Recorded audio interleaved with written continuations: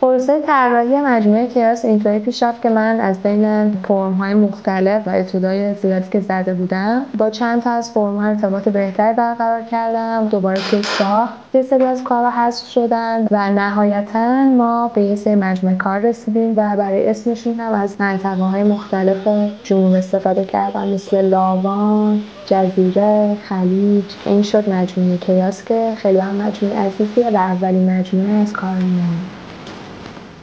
این همون منظره که میگفتم هر روز میرفتم جلوش فقط تماشا میکردم. یکی از دوستان برام نقاشیش کرد و شد کارت این مجموعه.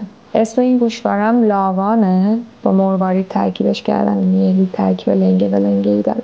این گردن‌آموزم اسمش لاوانه، از همون مجموعه‌ایه که گوشواره هاشو بهتون نشون دادم. یه شکل خیلی طبیعی و نچرالی داره و این گوشواره اسمش خلیجه.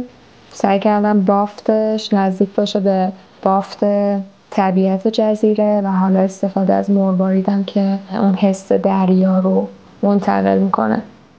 این گوشوارمی که دیگه از گوشواره های این مجموعه است. لنگه به لنگه این کارم طراحی شده. توی یه لنگش مروارید میبینی ولی یه لنگش مروارید نداره و بافتش و شکلش باز از طبیعتیه که من تو اون سفر تماشا میکردم. مرواریدم که یادآور دریاست. این طوقم یکی دیگه از کارهای مجموعه کیاس، ریسه مروارید بارون. هر کدوم از این مرواریدها یه شکلی دارن. سعی کردم که از مرواریدهای مختلف برای این مجموعه استفاده کنم. تو این مجموعه شما در واقع تکیه‌هایی از طبیعت رو همراه خودتون دارید.